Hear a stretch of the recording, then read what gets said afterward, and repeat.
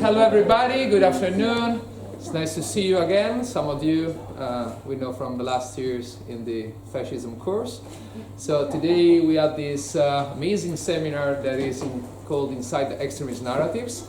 And it's a pleasure to have here some very good friends and specialists from all over Europe, from the University of Helsinki, from Düsseldorf University, from Ljubljana. Because this seminar is a part of a European project, Horizon Europe, called ARENAS, Analysis of and Response to Extremist Narratives, and we are working just in this theme, and this seminar so is a part of this project. So it's like a first overview, if you want, with different point of view from historian, from people that works with literature and language, social linguistic, and others perspectives. So I think will be interesting also for you. And I thank Oriol Bortomeus, I don't know, where is Oriol? There, to bring the students here, and thanks also to others that are coming. The idea is to have first for intervention of our speaker. So it's the idea is to have 1 hour and a half maximum of these four intervention, then to have like half an hour more or less of debate. So I wanted to introduce you the four people that participate in this ARENAS seminar. First is Ana Yara Postigo Fuentes. She is Spanish, but she is teaching in the Heinrich-Heine Universitat of Düsseldorf in Germany. She will talk about defining extremist narratives. So to have like a frame of what we are talking about. Then we have Simo Matta from the University of Helsinki. His intervention is called Theorizing the Circulation of Extremist Narratives. Then Katalin Miklosi from the same University of Helsinki in Finland, Dimension of Circulation, Mnemonic Security. And finally we have from Ljubljana, the Institute of Contemporary History in Slovenia, Jure Gasparic, talking about countries and narratives or how to kill a state. So, thanks everybody, and we start with Ana Yara Postigo Fuentes. I give you the floor. Thank you, Steven. And thank you so much for inviting us.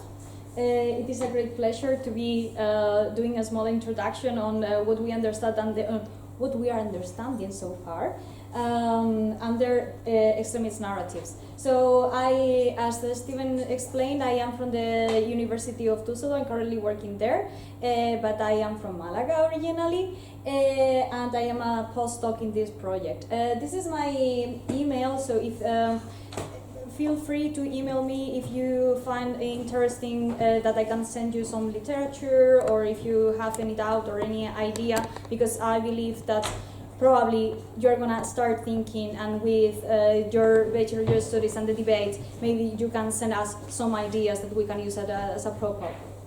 Thank you so much. I don't know, should I do the... Yeah, I can do it. When we read. Okay. So as I already spoiled, that's one of the things I usually do in the presentations. I usually spoil what is coming next. I love spoilers. So this is a work in progress. So we have still 4 years to define these extremist narratives, and through the different analysis that we are gonna do and the different literature reviews, the idea will be at the end delivering actually a definition. So that's why I'm saying like any contribution will be great to start thinking on that. Some key aspects. Would be, well, first of all, some key bibliography. That's the one I meant that we used for the beginning. 2 of them are in English, the Glasser test and the Berger test. And if you have a great translator or you are good at German, I would highly recommend the Baldauf Toxische Narrative, which will give you a lot of important hints in this topic. And for understanding extremist narratives, some key aspects that I consider are that, first of all, they are events that occur, and how you narrate them, it affects a lot the extremist narrative themselves. Then, it doesn't matter if they are fiction or reality, we will take them into account. we will take them into account even if they are not 100% an experienced version of it, because every fiction is part of it has a reality base. And something that we are hinting at, and that will be my first suggestion, but we are still discussing it, from a linguistic point of view, you have a structure, like a narration of those events that will naturally lead to an explicitly or implicit solution. So the narrative itself says like, oh, we are the good, you are the bad. In order to solve this situation, we are gonna go towards this end. Okay, this is a very simplified version of it. Now, that will be like the first working definition of extremist narrative after our literature review and after some first debates. Of course, we are still collecting data from the analysis, and we are trying. Spoiler alert again. I'm going to show you a schema that we are going to use to try to analyze the different narratives that we are detecting. But first of all, the idea will be that extremist narratives. I'm going to start explaining the extremist part. You can clearly distinguish a morally and ethically superior in-group that they are perceived themselves as completely legitimate in their ideas, and they frame the out-group as inferior and dangerous. Okay, and of course, if you are morally superior and the out-group it is dangerous, you have to defend your interests at all costs. The role of violence is not unclear, but very often it is somehow legitimate, even if it is not encouraged. And the part of the narrative will be the idea that, so there are some events happening, and they often rely on storytelling technique to construct this idea of us-them dichotomy, and of course emotion will play a great role there to reinforce those world overviews, but as well to propagate and normalize those ideologies. So, for example, what are some of these extremist narratives? Will be right-wing stances towards migration, conspiracy theory are included in those kind of narratives. Radical gender discourse, for example, I don't know if you're familiar with the concept of incels. If not, it's a great one to Google. And COVID denialism, that probably didn't play a big role here in Spain, but probably rather smaller compared to Germany. Like it was a very, very big movement. Indeed, my example it's a German example. This is a translation, not even the huge military contingent of the fascist, so federal regional government, regime of injustice on land, and in the air they can stop the fervent determination of the freedom fighters. Okay, the vaccine dictatorship will suffer a crushing defeat. Okay, vaccinate to your knee. So that was like their logo or their lemma, like that they used, and you can very simplify. Can you? The three of them. Very simplified. Thank you so much. Very simplified in this text, we can see that there are the out-group that is a fascist German government. The in-group is those freedom fighters that they don't want to get the vaccine, so they want to fight in their narrative against the illegitimate government that is oppressing people. And only those freedom fighters are standing up. I don't know if that sounds familiar, what is happening actually in Spain right currently. So, but yeah, that would be the idea. So, that's why with all those texts that I showed at the beginning, we were thinking about taking into account the true aspect of what we are trying to define, that it is the extremism and the narration part. Although I'm going to explain it through an example, the whole idea will be events are happening. So there are actors in those events, yeah, that are at a time and a definite location. So that will be like the context, and what Glassard is one of the authors that we are taking as reference, and I show it in one of the first slides, called the fable. Then he will explain about the story. So the story is how those events are presented. So what is the thread that you're using for presenting those events? That, curiously, as one of our extremist aspects, they don't offer an alternative, okay? So we will talk all about intolerance. It is debatable, but at least it doesn't offer an alternative.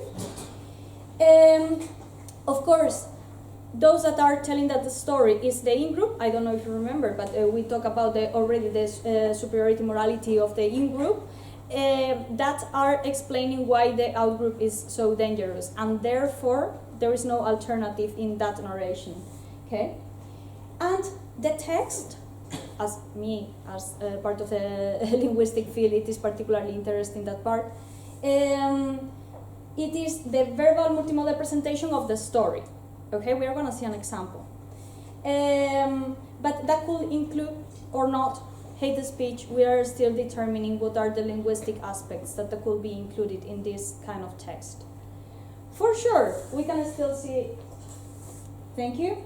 I'm pretty sure that you're familiar with this one. There was has been a legal election advertisement in Spain, and this is the text itself. So this is a translation for the non-Spanish speakers. And if you took a look at the text itself, okay, let's forget for a second the story, and let's for a second the fable. That means take out for a second the events occurred, the in-group and out-group, and the thread that will join all of them.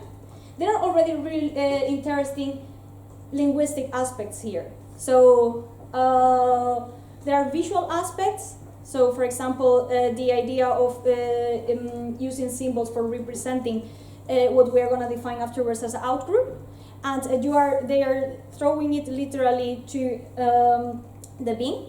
There is a division of the text where there is the right part of it, well, if you look at it, is the left part of it, curiously, in red, with different keywords that are, so those imposition, security, division, poverty, neglect, invasion, okay, and the right part of it with other keywords that will be related to the, I'm telling already, traditional values, the traditional moral values, that gives you already an idea, apart from the relation between red it is wrong, and right it is green is right, that there are things that you need to choose, okay, and you cannot be both, okay, and that is already, remember that one of the characteristics of extremism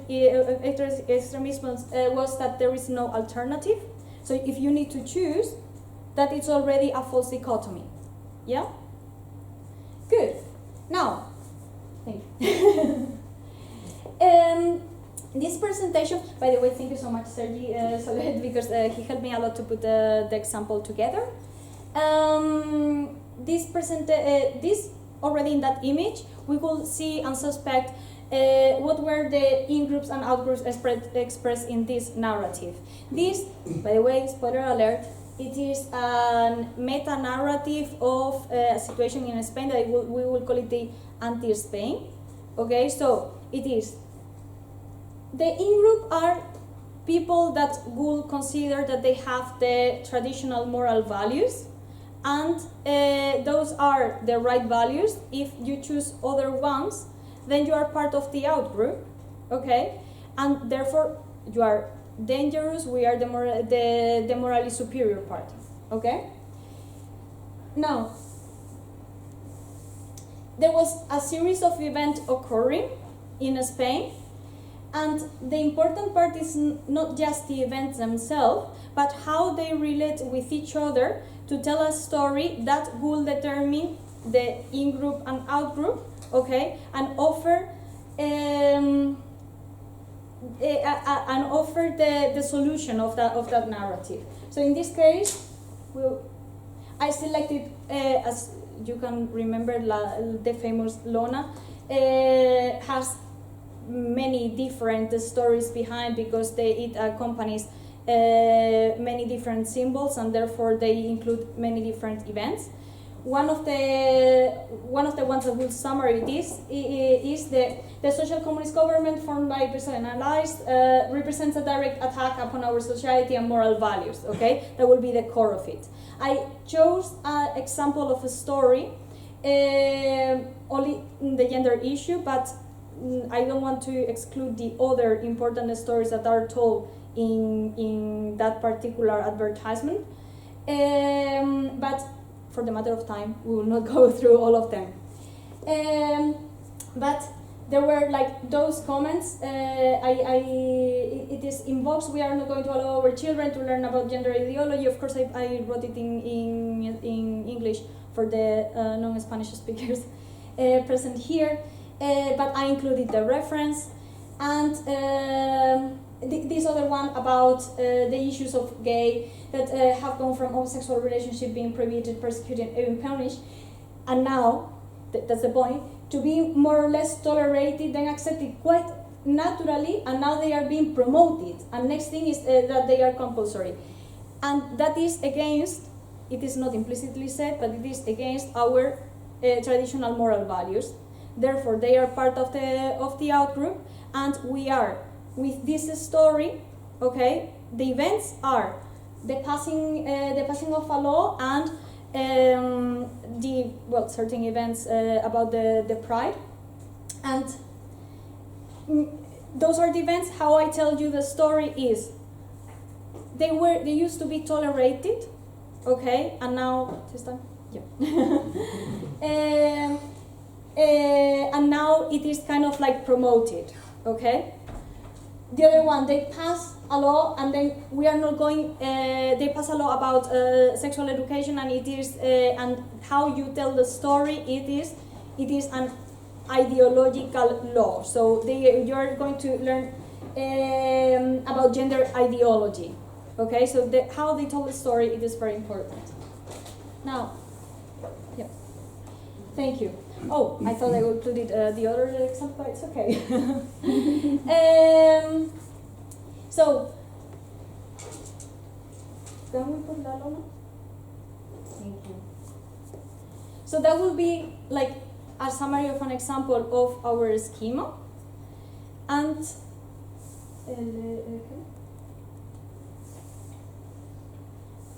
that will come from what I already explained, that it is the text itself, so it will be like the multimodal visual part of it. Then the fable is the timeline that we already saw with the actors that were intervening in that, and the story, it is how you make sense of all of that. And that is, in that everything put together, it is how you create that potentially extremist narrative. Yeah. So that will be, I think, I achieved it like quite quickly. So, very well. And I think questions are left out to the end. Yeah, or? the end. Yeah, I think it's yes. better. Nice. But thank you so much for your attention.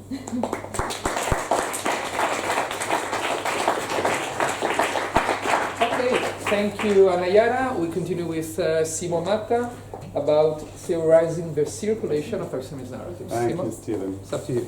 So I should stand, I suppose. Oh, as you want. If you prefer to be sit down, please. Yeah, I think I would. Thank you very much. Great to be here. Can you hear me okay?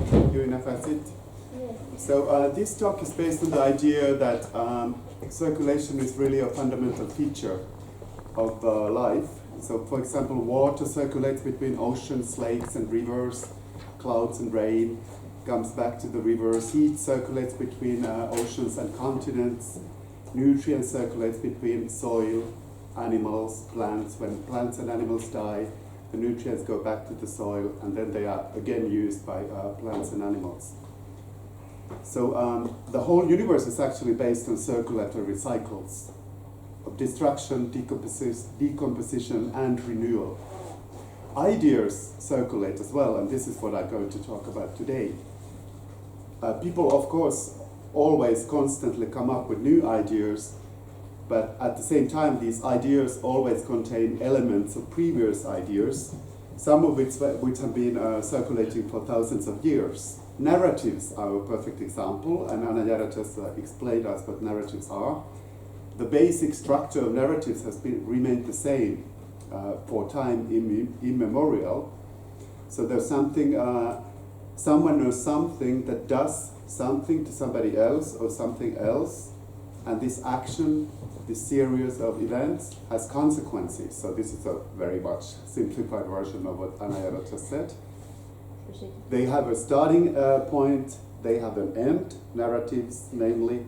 They describe action in a given context, and they provide an evaluation of the consequences. It may be real events, it may be something that is fictive. A couple of weeks ago, a month ago actually, when we talked about this seminar, I suggested to Stephen that we should look into, that we should have a seminar on insights into extremist narratives, but because this was on Zoom, there was, it's difficult to hear. And so Stephen said, let's name it Inside Extremist Narratives. And I think this is a great topic, actually, because insights into, that's kind of a cliche. There are so many seminars and congresses with those words in the title. So what I try to do here is to get inside the circulation of extremist narratives. May I have the next slide? Yes, performative. Okay.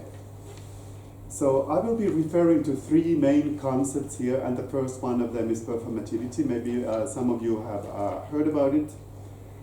With performativity, I refer to the fact that narratives not only describe things, they also make things real. They build reality. They bring things into being. And narratives do this because they gain more power from the circulation of the same contents, from repetition, reiteration, citation. In this process of circulation, some contents of the narrative remain the same, but others change a little. So there are always little changes in this process. And it is precisely these minor changes occurring in each new context of reiteration that narratives become more powerful. As a result of this reality-making feature, narratives also have consequences, and some of these consequences can be really real, not just discursive. For example, I remember our friend Jure, who will talk later here, he once explained to us how the dissolution of Yugoslavia could be seen in the press several years before the actual events. So this is, I think, a nice example of the consequences that discourse can have later on. It's already in the discourse, and then it becomes real. So this is a really nice example of performativity. Second, again, I have the next slide, please. I will argue that certain things we talk about, certain objects or certain concepts, for example, they attract emotions when they circulate. And some of them attract more emotions. They become saturated by emotions or by affect. This is a performative process as well. So through a performative process, we no longer realize how effective these objects actually are. So I will talk about emotions, but also about affect. These concepts are a little bit different, but this is not the place to define those differences. Extremist narratives are full of sticky affects or sticky emotions. Many emotions are stuck in those narratives. For example, concepts such as security, identity, or collective memory. These are concepts that Katalin will talk about. These are concepts that really attract a lot of emotions. They become sticky with those emotions. They are saturated by emotions. Can I have the next slide, please? Thank you. The third concept I will be using is rhizome.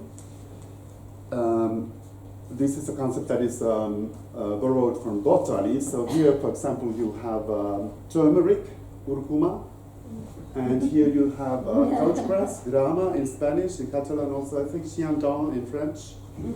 And they have a very specific kind of root system. So it's not only roots, there's also this base that is often thick, like in the case of turmeric, or ginger is another example. Or in the case of couchgrass, you have this basic system here that shoots roots. So this concept comes from botany, but it has also been theorized in philosophy. So in the history of ideas and philosophy, a rhizome is conceived as a compound of all kinds of signifying practices. So it can include text, speech, images, emotions, ideologies, music, people in different positions, and they all share something in common. An extremist narrative can be conceived as a rhizome where different components circulate. So you may have text, you have different people, you have music, ideologies, and so on.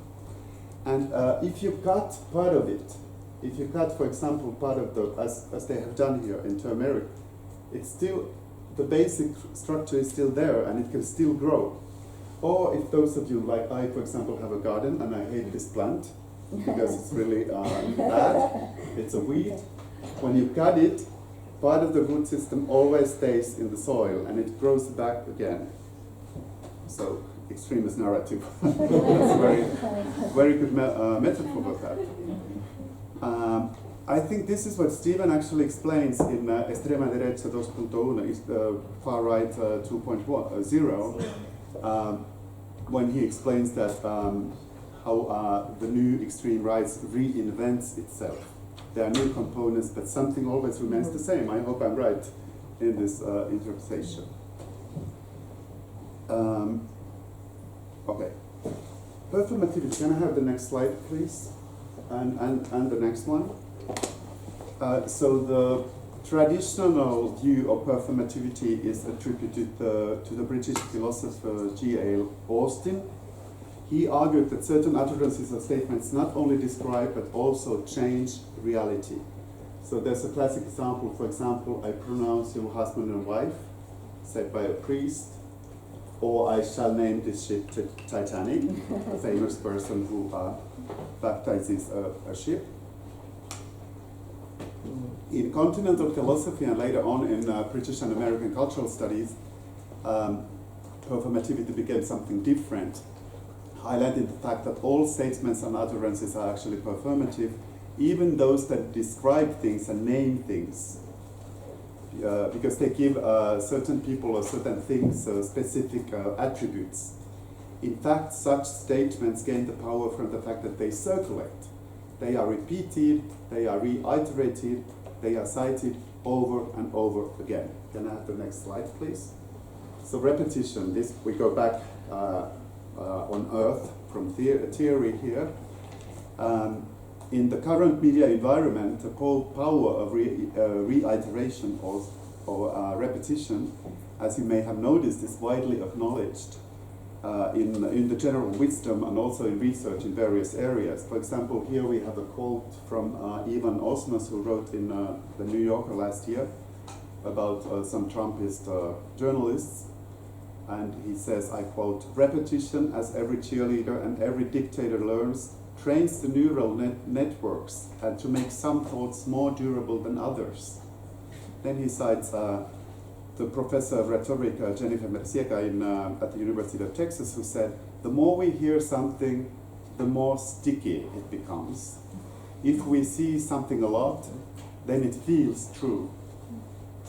So now let us explore a little bit further this idea of repetition in contemporary cultural studies and continental philosophy. So here you have a picture of Jacques Derrida, the Algerian-born French philosopher. He was the first to argue that that is really the reiteration or citation or repetition or circulation that gives the statement its performative force. So Derrida contended that statements have more power and to make things real when they are repeated in a new context. This is really crucial here. Can I have the next slide, please? Pierre Bourdieu, you already probably know him, a French sociologist. He argued that the power of the performative emanates from the authority of the speaking subject, so that, for example, politicians or journalists or writers, when they say or write something, it has more power. Next slide, please. I'm sorry I have many slides, but I thought that you'll find these pictures interesting. It kind of gives color to this presentation. You have probably heard of Judith Butler, who is probably the most famous theorist of performativity. She argues that gender is performative because it consists of the repetition of conventions and norms. Of course, Butler borrowed this idea from Derrida, and Butler argues that performativity entails the power of discourse to produce effects through reiteration. Some people here know this theory very well. It is useful to consider these obscure theories in the light of the contemporary communication environment. Can I have the next slide, please? So today, anyone can publish their texts and videos online, put them into circulation, reaching a potential audience of millions of people in a matter of seconds. So you no longer have to have a really high position in the social hierarchy to have your ideas circulate in social media and the internet. So some of the theories, like Bourdieu's theory, I don't think it really holds anymore in this sense, in a way. But at the same time, the whole process of circulation it's completely different now compared to just 20 years ago, I would say. And this really explains a lot of things in today's media environment. Some people present in this room, like Gwenaëlle Beauvoir, with her colleagues, have written about this. In one of their articles, they showed that ordinary media users actually produce conspiracy content, and they have a crucial role in shaping the conspiracy narrative and enabling its circulation between mainstream and counter media. And this process of circulation entails constant changes, mutations, and reframings. I make a little pause here because it's being kind of fast. Can I have the next slide, please? And the next one. So sticky emotions, then, this is my last point here. So turning towards emotions, I will now discuss how the feminist, queer, and cultural studies scholar Sara Ahmed interprets performativity. She argues that emotions stick into bodies through the repetition of actions over time, as well as through orientations towards and away from the others. However, it doesn't really mean that emotions per se circulate. Rather, it is the objects that circulate and emotions are attached to them. And in this process, precisely, certain objects become saturated with emotions. So they become sticky. Emotions stick into them. Another important point that Ahmed makes is that there's an erasure of the processes of production or the making of emotions. And this is why we don't actually see that certain objects, certain concepts are so emotional. We think that the fact that they have become so emotional is kind of a natural thing. Objects or concepts such as immigration, the nation, gender, sexuality, science, to name some of the topics we are going to analyze in this project, or democracy, or security, identity, collective memory, that Katalin will explore later on. So we don't see that our treatment and our understanding of such concept is automatically shaped by emotions, although emotions are really a crucial part of them. Ahmed thinks that it's very important to study emotions because typically emotions are seen as something peripheral, something that is not important, and the very fact that they are seen as peripheral means that there is something very important there. It should be at the center of our preoccupations. Ahmed's interpretation of performativity really is related to Derrida, of course, so reiteration, repetition is a key component there. For example, she talks about certain racial slurs, and she argues that there are two sides actually for this citationality. So for one thing, the citationality offers the possibility of new interpretations, but at the same time, it always quotes something that already exists. I don't know how much time I have. Can I have the next slide, please? So to conclude, here you have the rhizome again. Okay, yeah, that's actually the last point. But I don't know how I'm doing with time. Do I still have time? How many minutes? 5 minutes? Okay. 5-7 minutes maximum. Okay, good. So this is my last point. I'm sorry, I said that Ahmed would be the last point, but this is actually it. So to conclude, let us have a look on a theory that attempts to explain a dynamic constellation of ideas, systems of thoughts, ways of expression, where what circulates is states, ways of being, positions, positionings, situations. This is the idea of the rhizome developed by the French Marxist thinkers. Can I have the next slide? The philosopher Gilles Deleuze and the psychoanalyst Félix Guattari. So I already explained to you the botanical origin of the concept of the rhizome. Now I will turn into Deleuze and Guattari's theory. Originally, Deleuze and Guattari referred by the rhizome to theory and research that enables multiple entry and exit points that are non-hierarchical when you represent and interpret data. One of the main goals of this theory was to oppose to the dogmatic and formalistic research agendas of the 1960s and 1970s, especially in linguistics and also in psychoanalysis. I think ethnography is a very good example of a rhizome in this sense, in terms of rhizomatic research. But I also think that, as I explained, as I mentioned at the beginning of this talk, I think we can also theorize constellations such as extremist narratives as rhizomes. So extremist narratives, they contain elements that are not just speech or text. There may be moving images, music, art, emotions, ideologies, discourses, and the combination of all these. Several people in different positions are involved in such a rhizome. Some actively disseminate the narratives, others consume these narratives, some try to extirpate or remove these narratives. All these instances communicate with each other, and together they form this rhizome, or like a collective assemblage of expression. In French, agencement collectif d'énonciation, very difficult to. Maybe Gwenaël has a translation for that. So they all express the same core message, but they are also different in many points. So some parts of the message are similar, even though the message is expressed through different mediums, in different times, by different people, in different places, the core remains the same.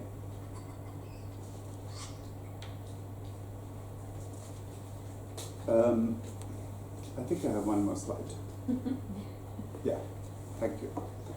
So considering an extremist narrative as an ensemble, as an assemblage that actually constitutes a rhizome, it allows us to understand, for example, why it is so difficult to remove them, to kill them. If you cut, for example, the root that contains hateful speech, or if you ban an extremist movement, something still remains. You can never cut all of it. It's the same thing with this plant, as I explained. You never get rid of it. Well, of course, if you use some poisonous products, you can do it, but it's not very nice. So the power of this rhizomatic formation resides in its capacity to cure itself and reinvent itself. Deleuze and Guattari also mention fascism in their writing. They write, as I quote, Groups and individuals contain microfascisms just waiting to crystallize. Yes, coach grass, this plant, is also a rhizome. End of quote. And as you know, rhizomes can hibernate during several months, and they can even survive a winter, and then they grow again. At the same time, I think, on a positive note, I think an interdisciplinary research project, like the ARENAS project, that could also be a rhizome, a good one, of course. To conclude then, and this is my last slide. So a summary, 3 points to take away. I argue that extremist narratives may be characterized by 3 points. First, they gain their force from constant circulation. Other words to explain this circulation: reiteration, reinvention, repetition, citation also. Second, extremist narratives contain objects of discourse that become saturated by emotions. Emotions stick to them when they circulate.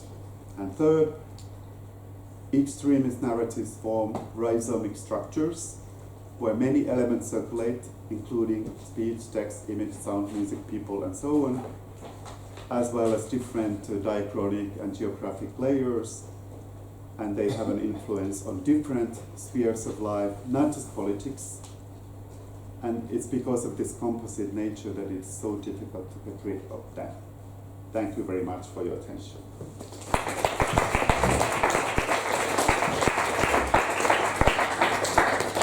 Thank you very much, Simo. I hope that they don't use DDT against us as a response project. Oh, no. But yeah, it's now give the floor to Katalin. Dimension of circulation, mnemonic security.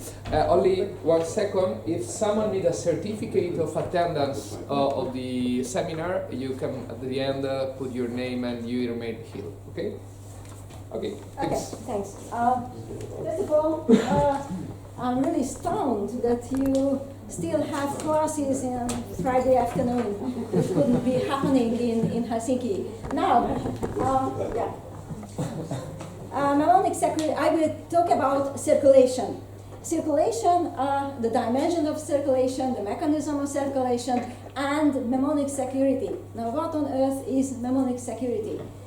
Simo was talking about sticky emotions. Nothing is so powerful than fear, right? So whenever there is a security breach, it means that it has an impact on some kind of value system in your society.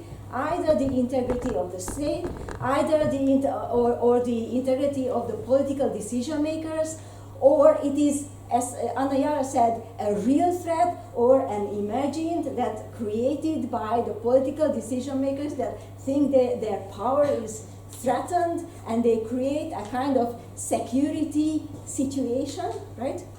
Now, security became concretized when you understand how threat is happening in your society. Now, whenever threat is real or imagined, there is a security breach, it is always translated into identity discourses, because it is a question that what is your community to be protected from that threat, from that security breach, right? So who belongs to this community and who are threatening you? Who are the enemy? So whenever we have this kind of security breach on integrity or whatever relations in society, there will be always a discussion on identity. Now, identity per se is about continuity, right? We have to deal with this security breach now in order to have a glorious future for our community, right? But this means also that you have to get a reminder of similar type of situation in the past, how the community survived similar type of security breaches, right? How you could handle once upon a time or how your nation was so strong that there was no kind of security situation, no kind of threat from outside, right? So whenever we have discussion on identity, we will always have a reminder about history. And this is what I call history politics. Now, what is history politics? Just to be on the same page. There is no such thing as history. No such thing as history. We have the past, and we have a selection of different moments of the past. And we elevate these moments of the past to become something to remember, right? And you bring together all these moments of the past into a narrative to, tell that why these moments of the past are important. So, in this sense, this is what we call historical narrative. But in any society, there are always different kind of interpretations. You yourself have family histories about the great-grandfathers who were a hero, right? Or particularly your grandmother was a hero. But, so we have all kind of histories, all kind of stories in society. You went to school, you had some kind of, history education. You are perhaps even history students now. We have documentaries. I just saw a film about Napoleon. So there are all kind of, stories in any societies that we call history culture. But then there are political decision makers, the elite, that has also one interpretation of the past. But people should remember, according to our party, according to our government, according to us, like, in politics. So this means that politicians have their own interpretations of the past, their own historical narratives. Now, depending on the power people relations, the question is that how powerful history politics is on history culture. I deal with Eastern Europeans, authoritarian regimes, where whatever the political decision makers say, it means that this is the rule. This is how you have to understand the past. This interpretation will prevail, whatever happens in society, right? We have memory laws, for example, in Poland and Russia and wherever. So, how all these have to do with circulation, extremist narratives? Well, extremist narratives is about making an enemy image, or making this polarization that we, our community, have to be protected from the enemy, from this kind of black and white world creating. Now, how about this happening in circulation? Dimensions of circulation of historical narratives. First of all, I would argue, unlike Simo, that because of the security breach, this is a trigger. Every circulation needs a trigger, right? To start the circulation. So the trigger is security breach, the threat on the community. And the question is that how intense this threat is on your community. It means how fast and how intensively this narrative starts to circle. Now I have two dimensions to offer you about circulation: space and time, right? Spatial circulation means that a narrative is going through from one place to another, right? On either horizontally, which means that from one state to another, and another, and another, or when we have this security, immense security breach, it means that whatever idea is circulating, new trend is circulating about history, or how history should be playing a part in tackling some kind of threat, then we have also this kind of new ideas you have to integrate into your history culture through the different levels of society. So we have, for example, it's not about state. We, for example, we are academics, right? So we also circulate different kind of ideas. So it can be any level, but what is important that is, in addition to horizontally, there is also a vertical level in space from the different level of the political structure of society. I needed also kind of colorful ideas or colorful ideas. First of all, this is an example what I'm talking about. Second World War. Second World War is an edgy question in Eastern Europe, particularly on those countries that had a kind of suffered from it. So whenever there is a threat of Russia, there is an image recirculating, what we call the Bronze Soldier case. Bronze Soldier case is, after the Second World War, all invaded countries or by the Red Army had to bring up some kind of monuments of the fallen Soviet soldier, right? Now, these stood around, downtown cities. But the first, push, because of Estonian-Russian relations, became in a conflicting situation in 2007. Now the Estonians, downtown Tallinn, started to making fun of the fallen soldier, and this is actually ground zero story, which means that it resurfaced not only once but at least so far twice because of the Russian situation now in Ukraine, but also about whenever there is a clash of those who are really close to Russia, then resurface a kind of narrative, a historical narrative that is about we us against the Russians, the Russian memory of our nation. So this is the ground zero theory is from Tallinn 2007, and it started to circulate first in the Baltic state. I don't have that many picture, and then this is that's fun about Bulgaria, which is per se a pro-Russian country. This is the relief that people just reframe to Superman and whatever, Robin and what and then it was in 2009-10, and then it has an impact on the Hungarian case that is started to 2011, 12, 13, whatever, until 15.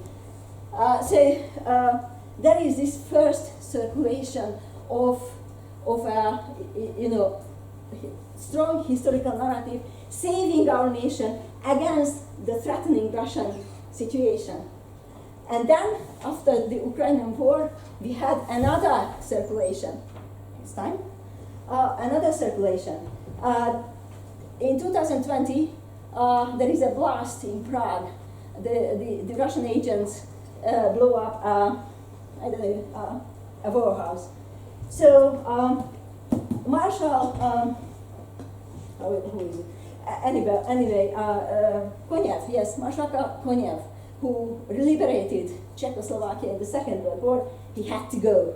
First of course, he was painted pink because it is about homo propaganda, and pink is always related in Eastern Europe to homos. But nevertheless, he had to go downtown Prague, and he moved. And they reminded in the discourses to the ground zero story about 2007 in Tallinn, the Bronze Soldier debate, the Bronze Soldier phenomenon.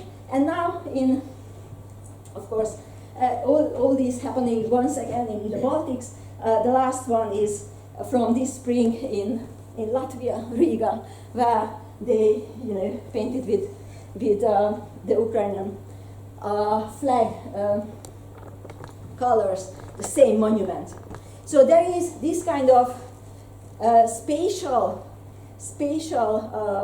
circulation, but behind this spatial circulation there is also a kind of vertical circulation of the same idea, because you have a domestic discussion over these issues. So this is about spatial, but what does it mean? This is the dimension, the spatial circulation, but what is the mechanism of circulation? Now, you don't have to reinvent the wheel, so to say.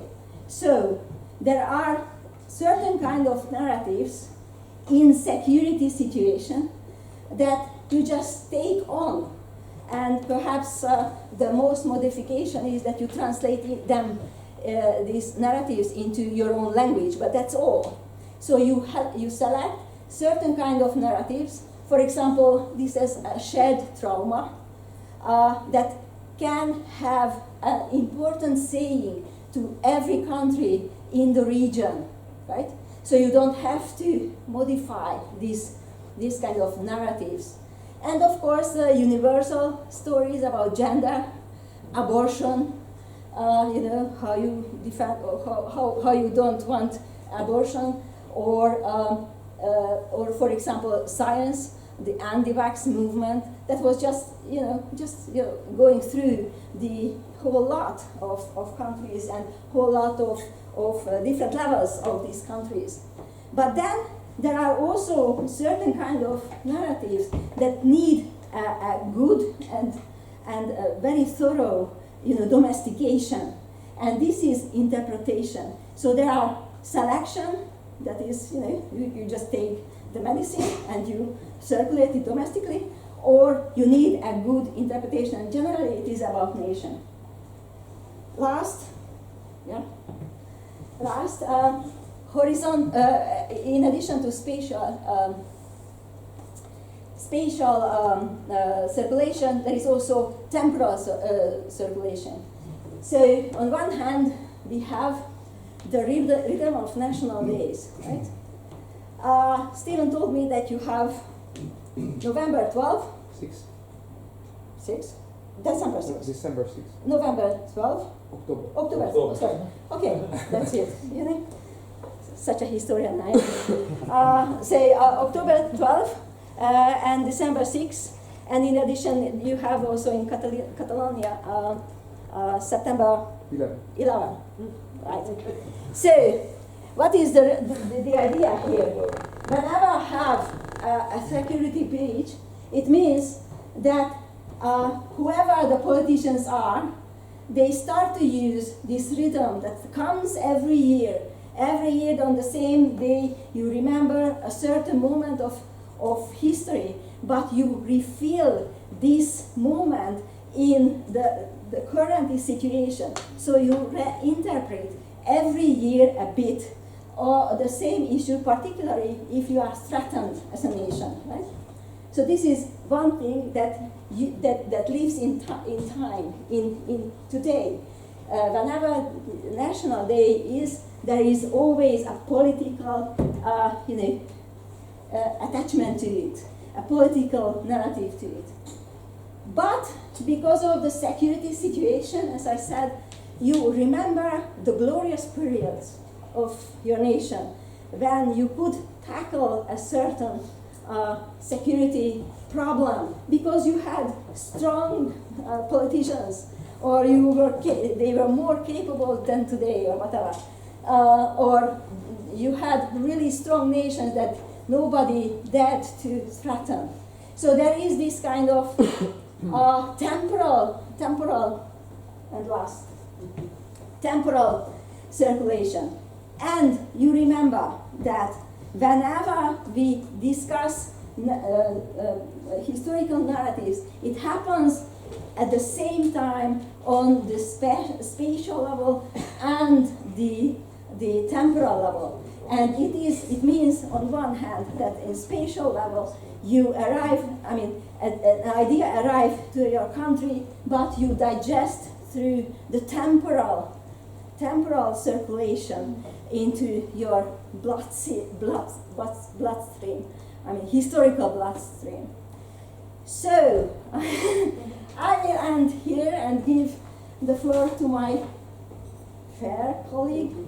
But I just wanted you to remember that there is historical politics are always, one way or the other, very much infected. Whenever a security crisis happens, whenever politicians start to address the security crisis through identity, and because of the identity, it has a political, historical, part of the story. And I argued that any circulation needs a trigger, and trigger is a threat where your community is endangered. So this is the fuel of circulation. And the extremist narrative, as I said, is whenever there is a threat, it is always about polarization. As Anna Yara said, it is always a black and white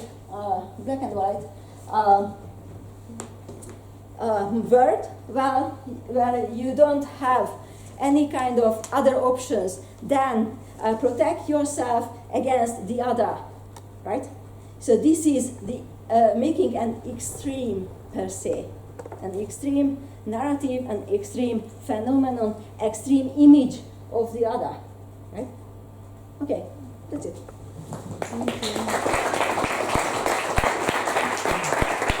Thank you very much, Katalin. Euro is your time.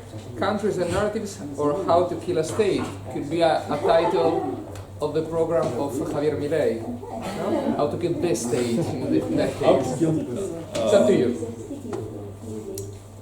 If I sit down now, one might conclude that women are doing the job in this seminar and standing and women are sitting, but I really do need my computer. But this narrative would be wrong, so do not believe this narrative. We're all doing our job in this seminar within our project. I'm supposed to talk about narratives, so I shall begin with a story, but I'll try to include in this story everything you heard from Anna Yara, Simo, and Katalin, hopefully. I suppose you all know Agatha Christie and her novels. You know? Yeah. Her mystery novel, The Secret of the Chimneys, published in the 1925. First slide, please, Sergi. The mysterious plot is set in 1920s and in a fictional geographical area. Some of the characters, namely, come from Herzo, Slovakia. And the hero of the novel, Anthony Cate, a British adventurer, describes the country in the following words. It's one of the Balkan states, isn't it? Principal rivers, unknown. Mountains, also unknown, but fairly numerous. Capital, Bucharest. Population, chiefly brigands. Hobby, assassinating kings and having revolutions. Last king, Nicholas IV, assassinated about 7 years ago. Since then, it's been a republic, altogether a very likely spot.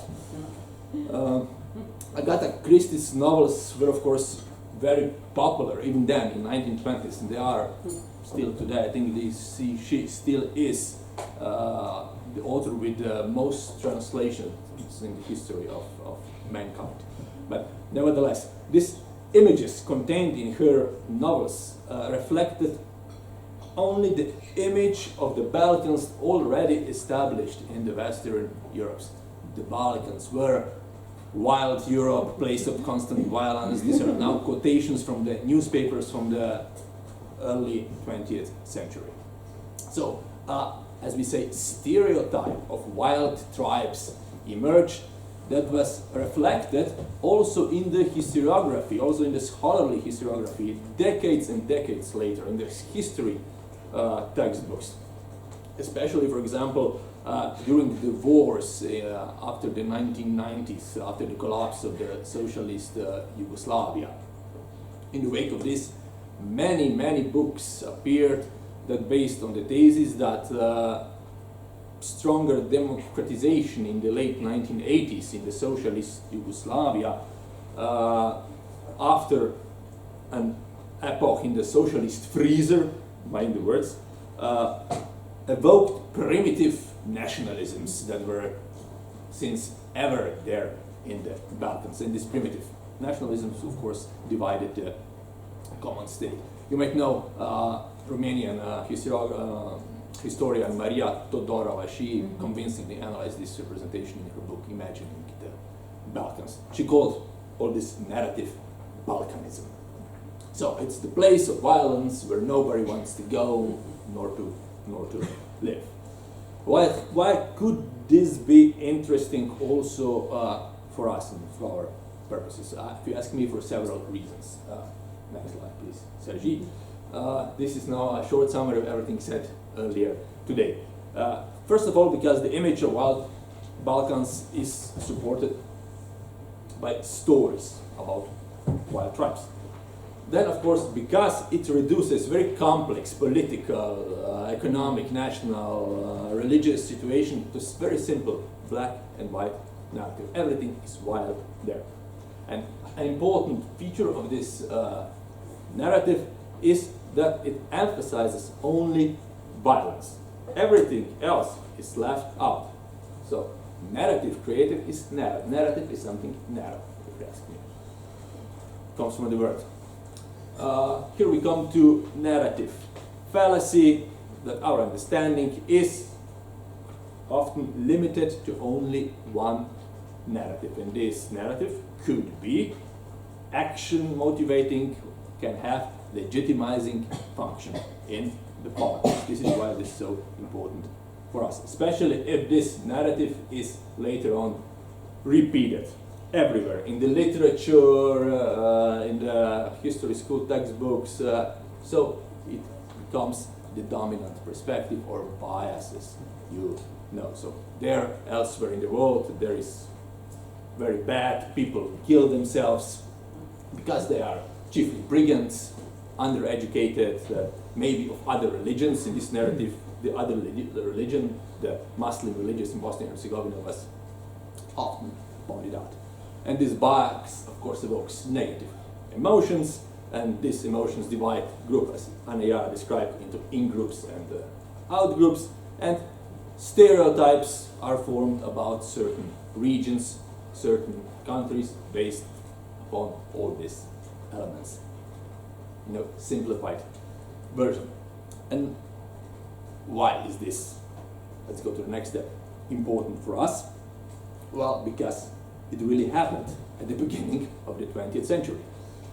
When the political image of Europe, of the Balkans, looked like this. Next slide, please. This is the political map of the Balkan Peninsula of 1913. You see there still the Ottoman Empire, Albania, independent Serbia, Montenegro, and then Bosnia already included in the Habsburg Empire. It was annexed in year 1908. So we have two strong players, Ottoman Empire, Turkey,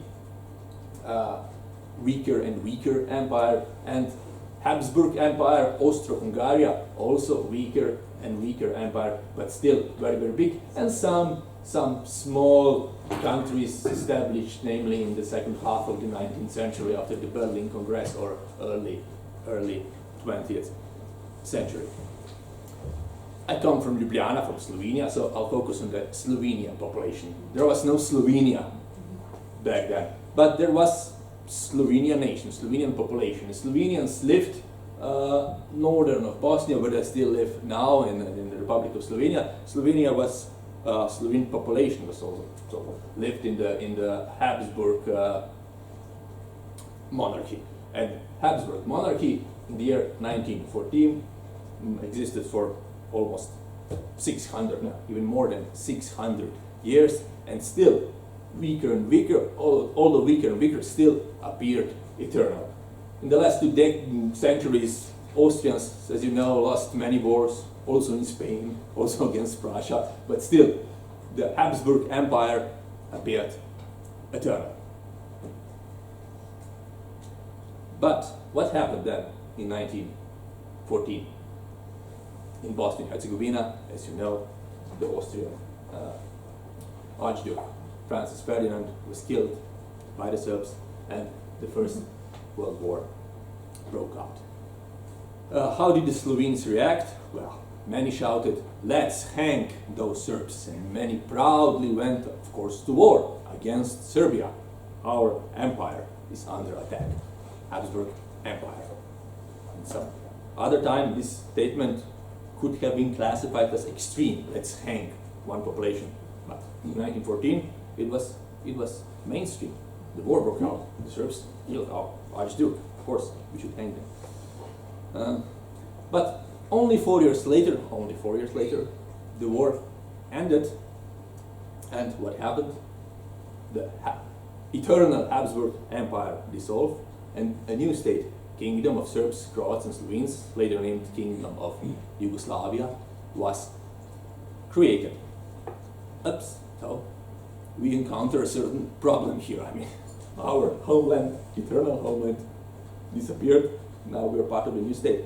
What should we do now? Of course, we have to cut all ties with the Habsburg monarchy and convince the people that actually Habsburg Empire was the state that really harmed the Slovenes, that it was a bad state, and our future lies now together with Serbia, Montenegro, Bosnia, parts of Croatia, in the new state of Yugoslavia.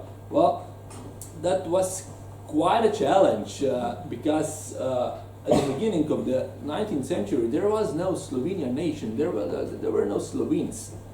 Slovenes were created in the 19th century due to the educational system in Habsburg Empire. They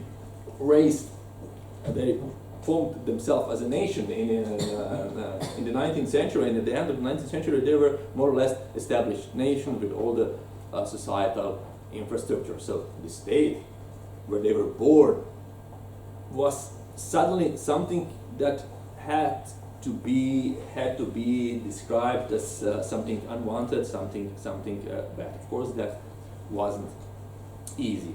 Namely, the vast majority of the population and Slovenian populations 4 years before agreed that the future of the Slovenians lies solely in Austria. Next slide, please. Sergi. This was the most prominent Slovenian politician in those days. My firm belief that the future lies only under the Habsburg scepter. The language was meaningful. The future was connected with Austria. In 1918, after the dissolution of Austro-Hungary, after the creation of Yugoslavia, this attitude radically changed. Had to be changed. Funny, there was no sign of regret. You are perhaps familiar with this famous quotation of Sigmund Freud: Austro-Hungary is gone, this was my homeland, I don't want to live anywhere else. What should I do now? I mean, my homeland ceased to exist.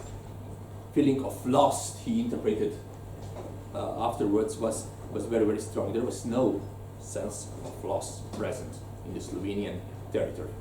Everyone was suddenly convinced, so it appears, that entering a new country, Yugoslavia, meant the final liberation of the Slovenian nation from thousands of years of slavery. So, okay, they didn't even exist for 1,000 years, Slovenians, but leave this fact out. But so, Slovenes are supposed to be slaves in the Habsburg Empire.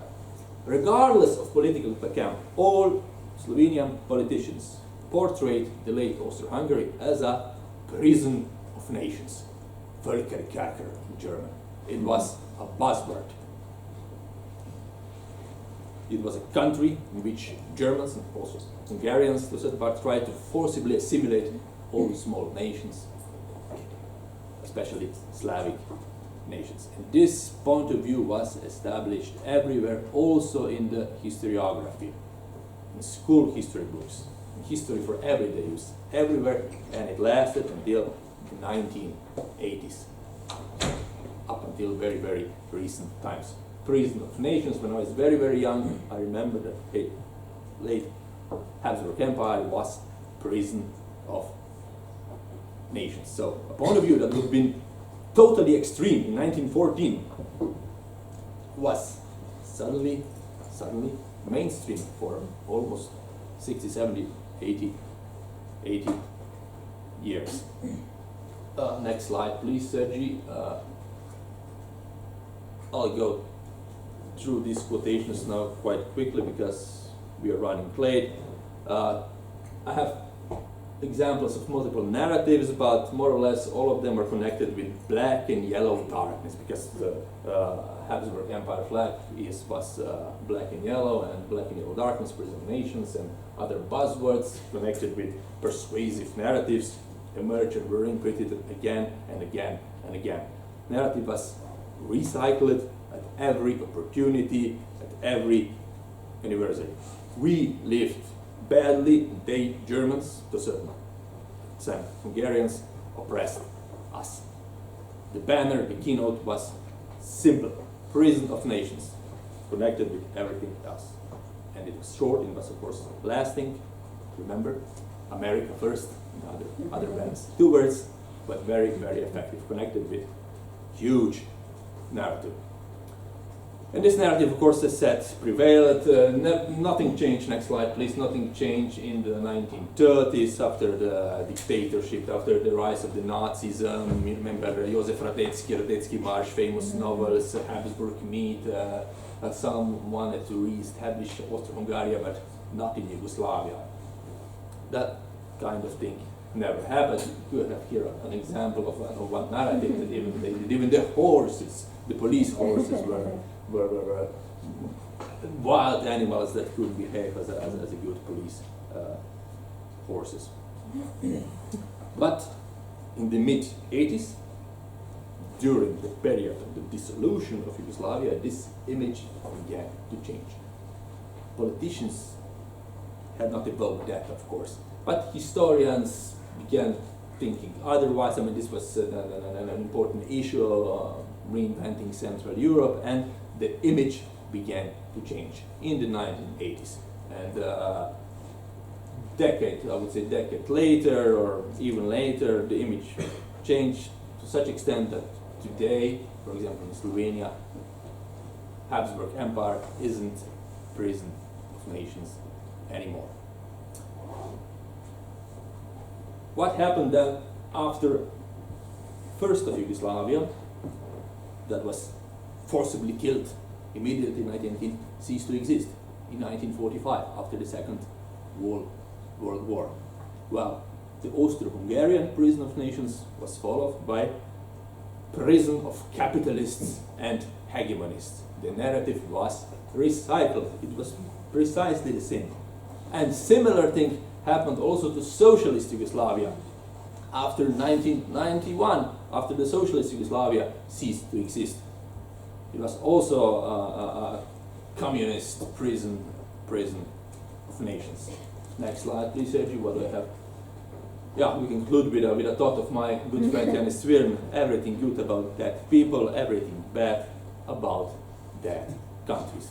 When a country formally ceases to exist, it's not enough. It has to be killed also in our memory. We're talking about history, politics here. So what can we learn from these examples? First, the state must be immediately killed.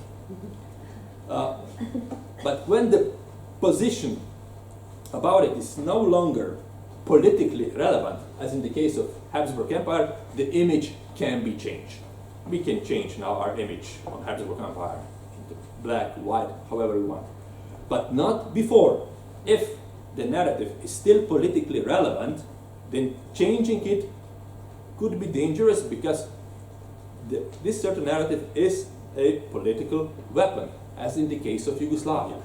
Now, in Slovenia, you cannot change the narrative on Yugoslavia, because you would either be Yugo-nostalgic, or you could be quickly labeled as anti-Slovene, because this country, socialist Yugoslavia, was kind of a prison of Slovenian nations. You cannot do that. In 50, 100 years, I don't know when, maybe in 10 years, we could do, it would be able to do something like that. So, lessons learned so far for killing the state may soon come in hand for many. If you want to kill a state, you have to use known propaganda tools. Negative emotions, bias, us, them principle, simplified picture. You have to invent a powerful slogan, America first, prison of nations.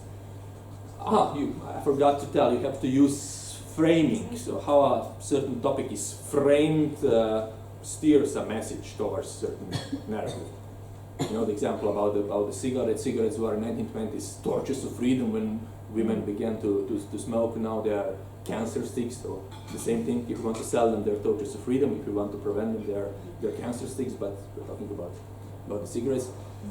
You should of course choose your language and descriptions carefully. When you talk about future, you know what you have to address. When you talk about past, you know which words, which negative words especially, you have to use.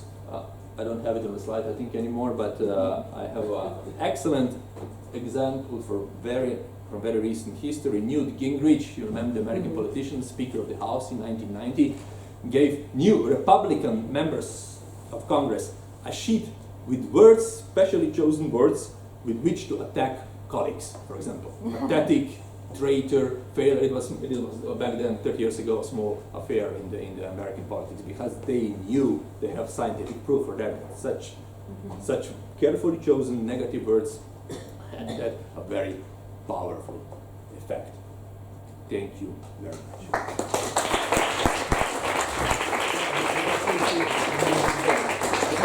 Okay, so I ask kindly to Catalin, Anna Yara, and Simo to come here. We can take the chair, so we have like more or less 30 minutes to have a debate.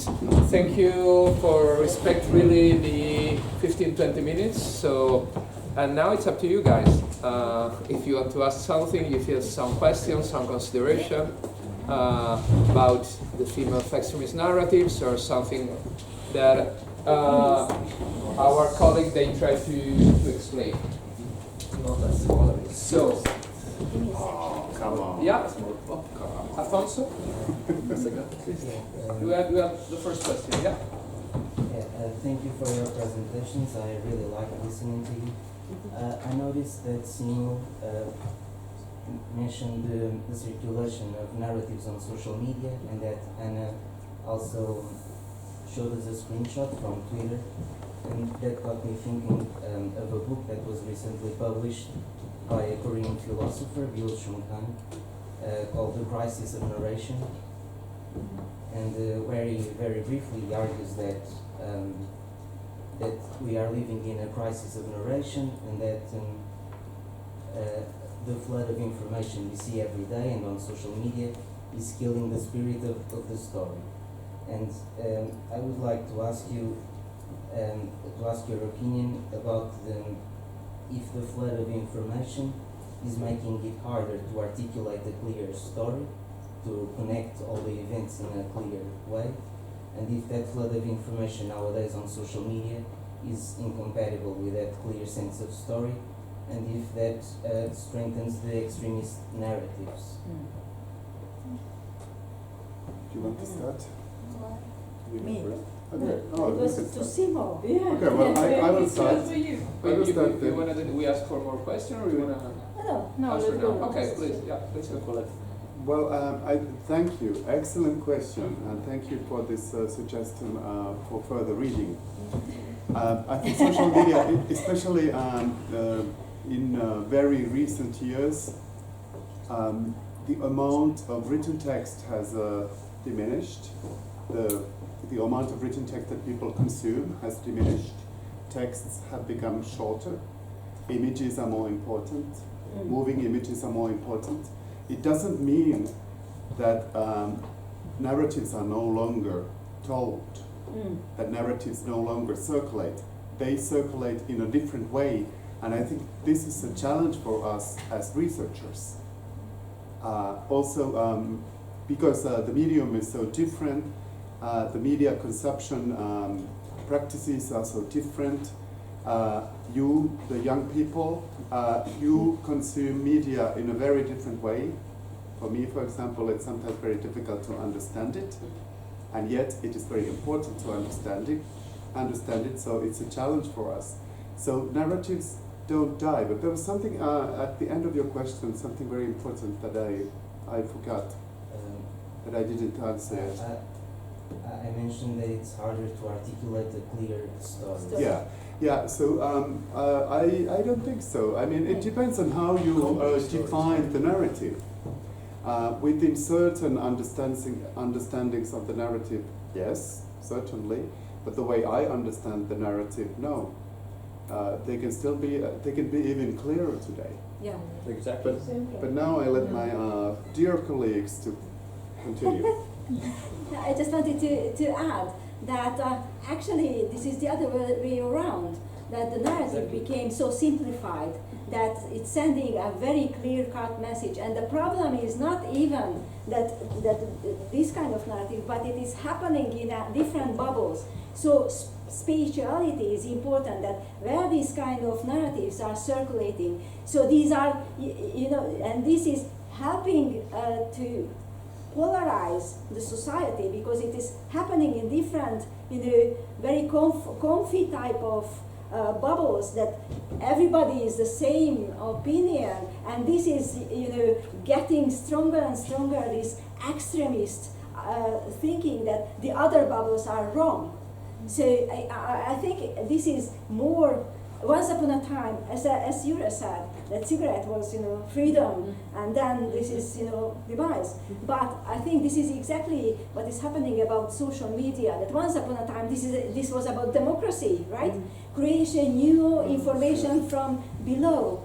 But actually, it is now running against democracy because of the bubbles and the very limited narratives, or the circulation of very limited narratives. So I think, sorry. Yes. I would just. Yeah, please. No, I agree both of you. I would just add that we are actually living in the golden age of narratives. I mean, it's very simple to produce a narrative right now and to echo this narrative. Historically speaking, it was pretty hard in 1920s, 1930s to produce a narrative, to repeat a narrative. You needed writers, you needed infrastructure, you needed newspapers. There was radio emerged in 1920s. It was hard to. You need especially newspapers for the not very well educated peasant population, etc. Now you don't need this. You need 1-2 people and a couple of boots and a good algorithm, and you can be very successful with your narrative of any kind. The amount of bullshit produced to date is immense. I assume you're. Amount of incomparable with the amount of energy needed from the other side that supposedly defends democracy to be this narrative. The battle is lost. Oh no.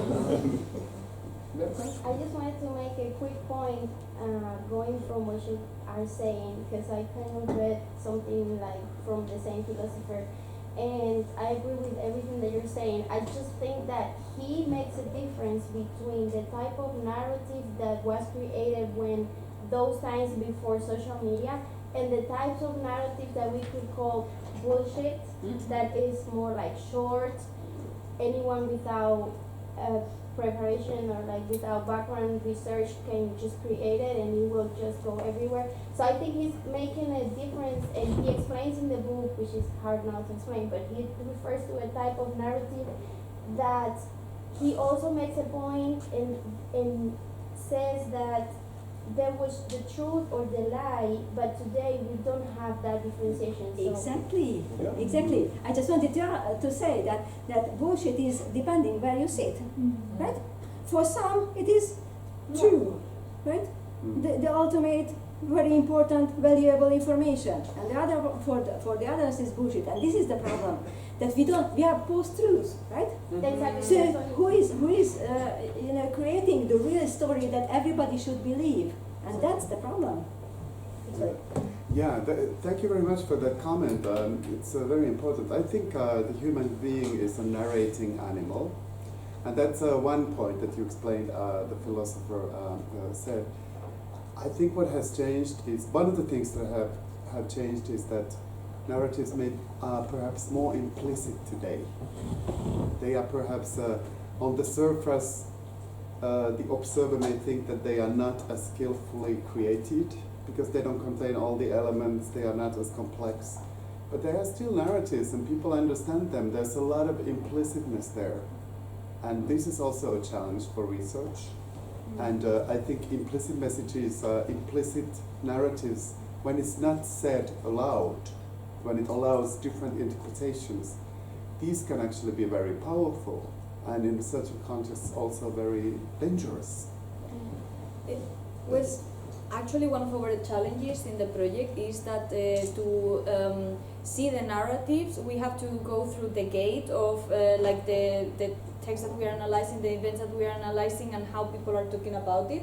So sometimes it is equally important to, like, when you see tweets, when you see posts and things like that, what is said, what is not said, what you leave outside, to make a powerful triangulation with events, actually what happens, and how other people interpret those events, and that is the challenge nowadays, to reconstruct those narratives. If they are more or less bullshit than in the past, to be honest, some of them, like for example, I really loved about the rhizome fact, so that it was brought up, of course, in your book, that we have a tendency to keep those. We just change the way of we communicate. That has always happened. So it is the way that you disseminate that narrative and you understand that narrative will change. So how much those narratives change, that is something to discuss still, but yeah, I think that's very important. I think something that should be added here is that when we talk about narratives, we are actually in a lot of ways talking about discourses. And when you said something that is said, something that is not said, this is what Foucault says about discourses. Yes. Discourse is not just text, it's also things that are not said, things that remain implicit. Exactly. Or taboo. Yeah. This is an extremist model that you shouldn't or couldn't address something because it is so out of question, politically incorrect or whatever. So you make a taboo, and that will eventually raise more extremist narratives than without it. So, Closer to you. More comments, more questions? Thank you. Yeah, your name and Daniela. Daniela. Yeah. Thank you all so much. I really enjoyed your presentation. I have a direct question more to Simon about the theory of performativity by Judith Butler. Butler talks about performativity, and I interpret it kind of as seeing gender as being based on what we constructed, right? And that it's based on a series of events, series of experiences that we have as people, and interpretations of other people on our lives. So would you also say that we can understand that not as much as a repetition, but breaking from repetition and then deviating from the regular discourse on gender, so kind of repeating something new in a way that we break from repetition to debunk its power, so kind of a coexistence of repetition but also of reinvention. Thank you for this question. Actually, I didn't really elaborate on this, but this is exactly Sarah Ahmed's point. So that it's a repetition of certain conventions and norms and discourses and so on. But at the same time, this repetition also allows us to create something new. And really the power comes from the clash between that circulating or reiterating, let's call it discourse, for example, and the clash between that discourse and the new context, because there's always a new context. And I think maybe I can now answer to Katalin. because Katalin said that she didn't agree with me. I agree with you.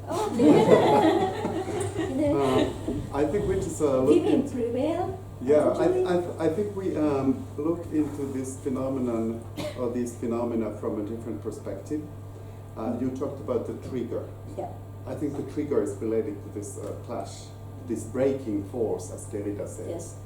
To push the narrative. Yeah. to- So I think the narratives are always there, including extremist narratives or elements of extremist narratives. No, But that's the triggers bring them to the surface. They emerge because there's a trigger. Who pushes Okay, I'm the just trigger? a Okay, yes, so simple, you still don't simple agree. historian. But I wanted to say that yes, on one hand there are all narratives, but then there is a kind of elevated narrative that starts to have an impact, and this starts to circulate. But it So comes this from is a kind somewhere. of proto what? It comes from somewhere. Yeah. Yeah, It has history. roots. Yeah. Your roots. You're both right. We have Yeah. to talk about The this. crucial thing is It who. was so elevated question that we didn't even understand. No, of course, it was good. More things, more. Yeah. This is a more general one, but it's mainly to do with the responses to extremist narratives.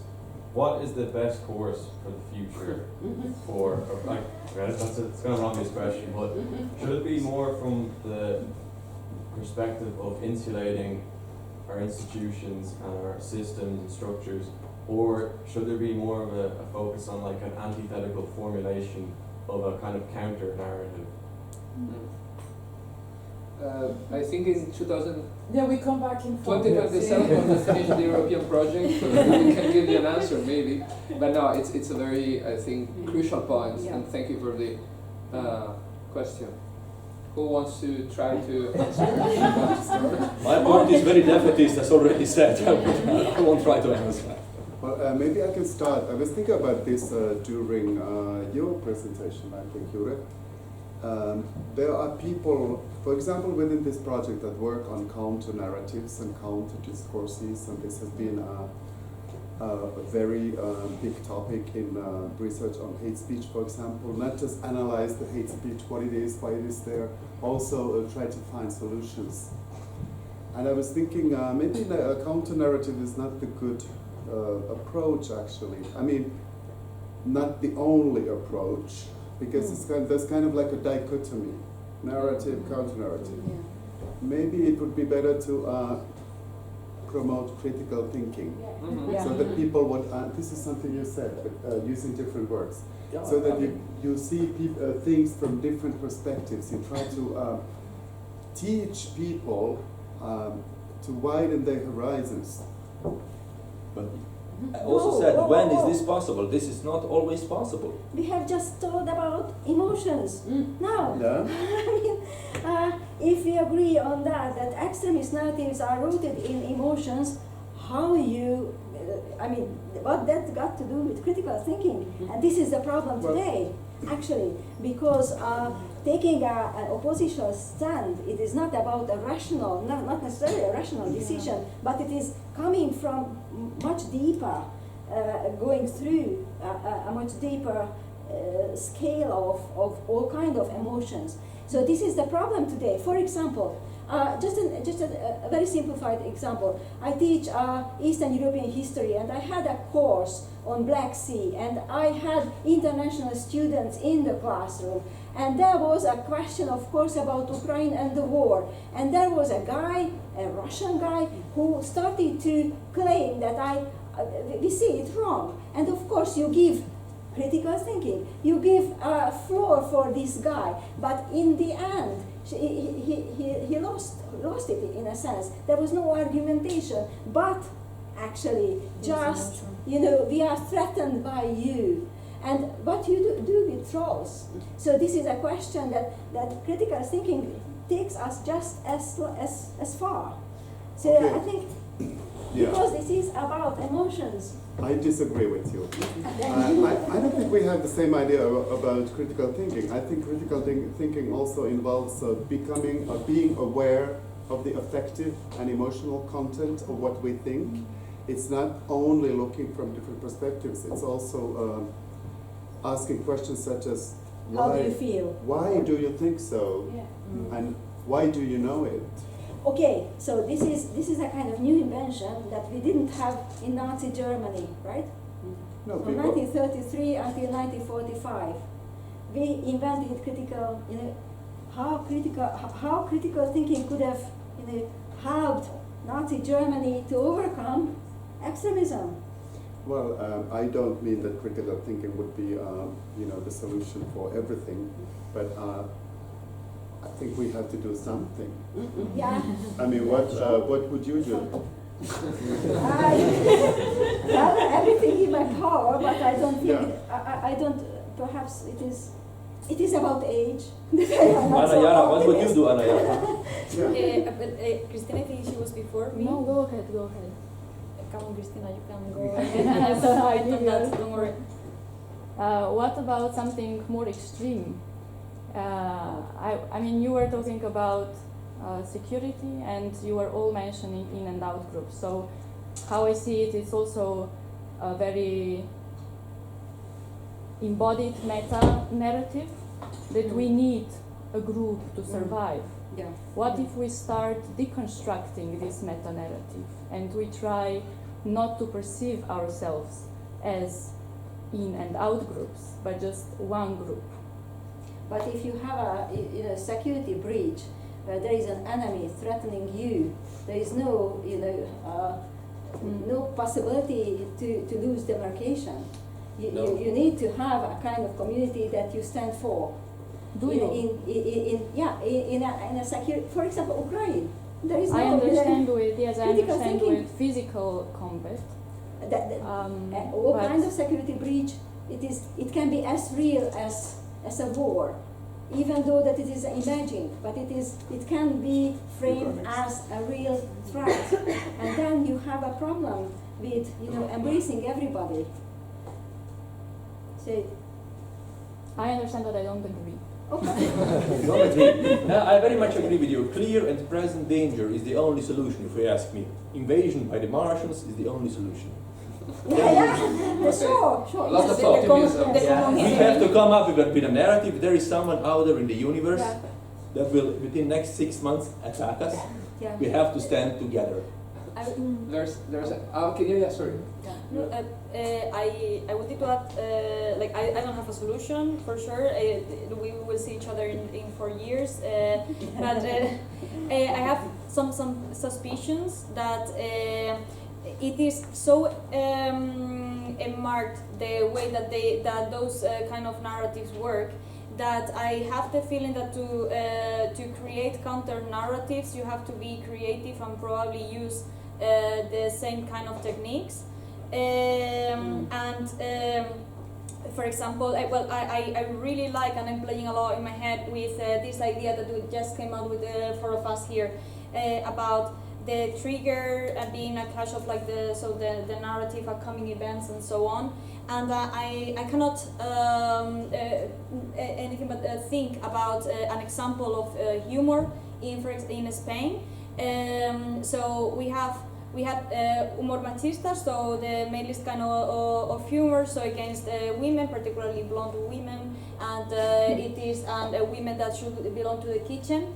And something I admire a lot of internet is its creativity, and the way that we started creating a counter narrative in that sense was making humor about the Jose Luises. So it is so it was like the typical man that in the 40 years old that was like cisgender, and it's they will not suffer any kind of discrimination, and it's not about referring about all men. It's very clear what type of man was and what type of person is defined under the idea of hombre with N and V and or Jose Luis or your. So and I already activated a frame in your head, so probably most of you have been already in internet, and it has been so powerful, this counter narrative, that I only needed to mention it, then to name it, So for you to start activating that idea of humor, that it is actually a counter narrative of how of women that should belong to the kitchen, and that's funny, you know. So I think we have the power, and we are already creating those counter narratives, and we are doing very similar techniques to what it is there. I mean, and probably in that direction we can start. How much counter-narrative actually reinforces this bipolar And that's positioning? that's my habilitation. Part of No, Andre, there's two questions because then I know that at 5 you have class, you have lesson, no? So if you want to, Gabriel, look, 3, Nicolas, and then you two, yeah, okay. Please. We cannot talk about extremist narratives without talking about internet, of course, as we've been doing. I'm working with children's safety on the internet in Sweden since many years, and the most common danger for children is that the parents are making simplified solutions to the internet because it's new technology they don't understand. And I think we usually tend to talk about filter bubbles a lot. Half the population in Sweden say they're afraid of filter bubbles, while the research doesn't find that filter bubbles actually exist. It's something we're afraid of, but it doesn't really exist in research. So to which extent do you think it's a problem for academics and policymakers as a second step to academics then, that we also find simplified solutions to something that we don't really understand in a new society? We also yeah, the 3 questions, so yeah. Yeah, so I was going to ask, maybe it's an off-topic question, but some of you mentioned that this narrative are sometimes extracted or kind of based in problems that may or not may be real. So to what point do you think other parties in power, in the government, trying to solve this problem can diminish the narrative? And the last one, Nicolas?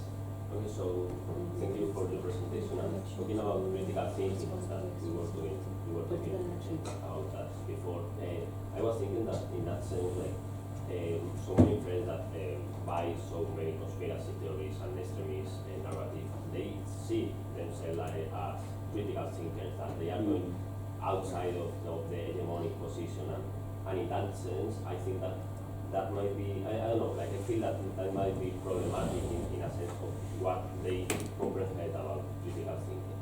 And in that sense, I have a doubt and a question about the institutions that like have to oppose the extremist narrative, and how can we do that? Because like I am not anti-vaccine, but I understand that people can be untrust with certain like vaccine business after the atrocity that they have made in some countries, or like not like in vaccine, but when they do some experiments in Africa or in some undeveloped countries. And in that sense, like what is the position of the European Union in this anti-extremist narrative?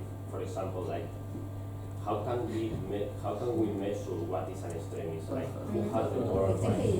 Good point. It's a very good point. For example, like and I think with this, like nowadays with the conflict in Palestine and Israel, like what is the position of the European Union? Is an extremist narrative to like condemn the murder of civilians in Gaza? Like if we have to trust in the European Union to put the limits of extremism, like how can we defend that position in vaccine? That I think that we all agree that we are pro-vaccines, but we have also to buy a position about Israel and Palestine. They do both bad things, and it's all okay.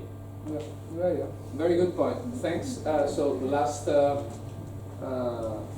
answers, please. So I know who want to start. So you're imposing that in defending democracy. Sorry. No, go ahead. I think first of all, the EU is full of extremist narrative itself. I mean, just look at let's say the position to Russia.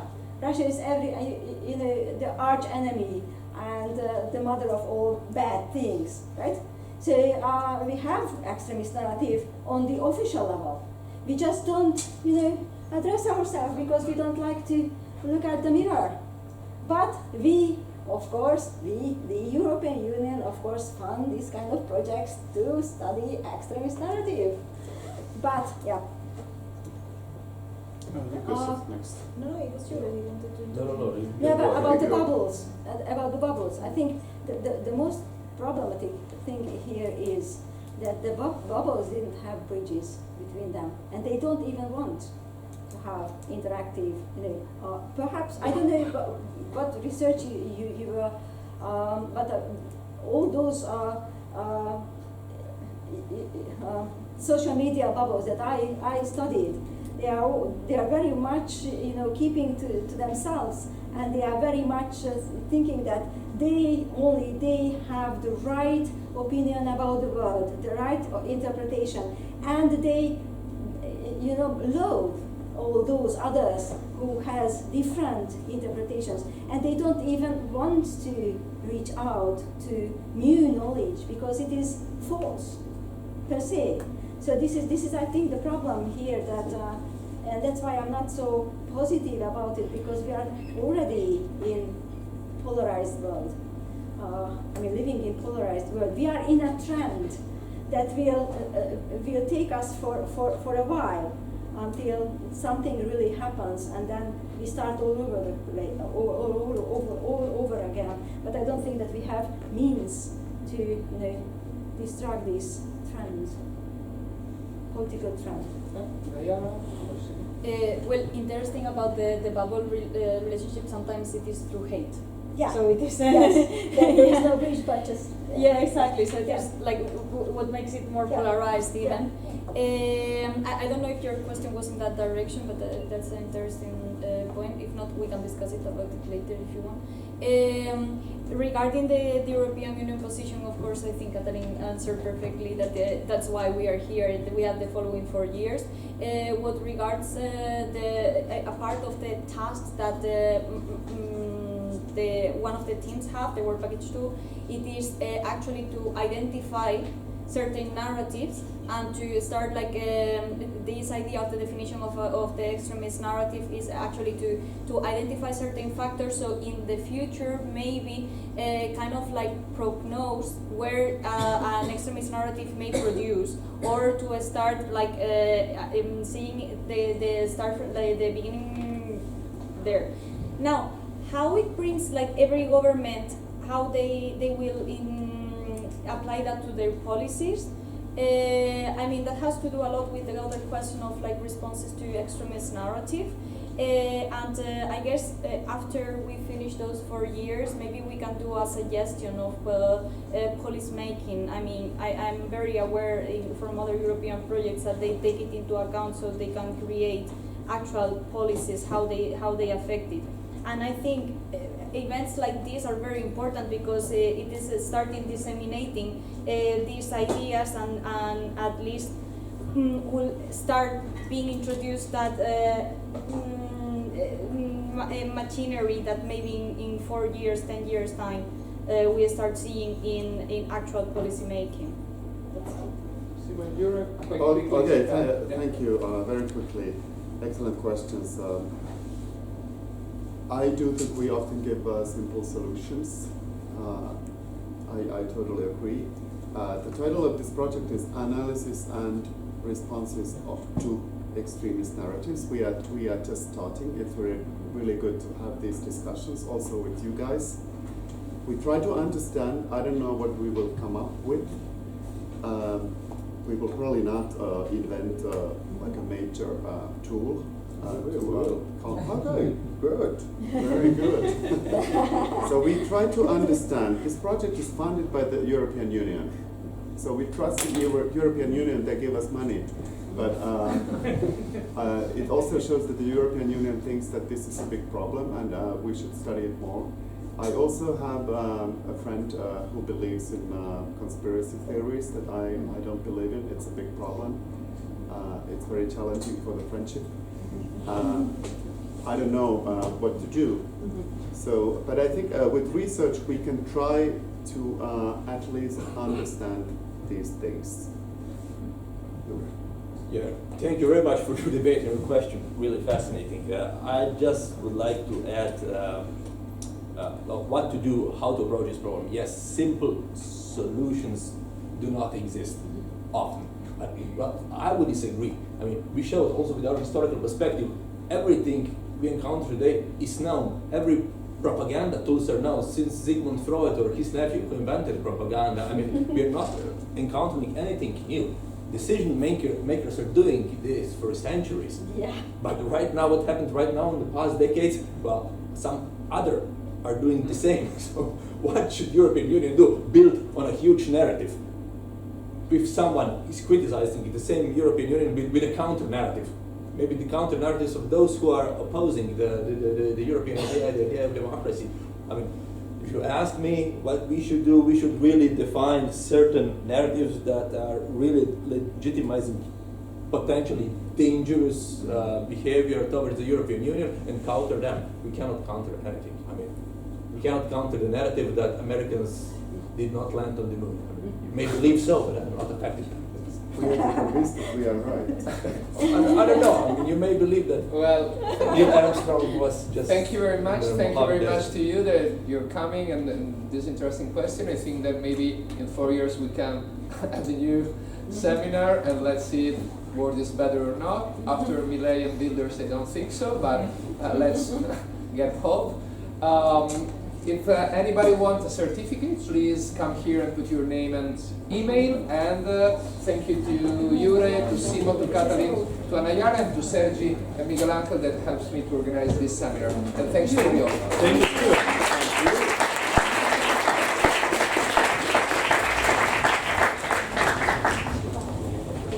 Actually, I have like several points here.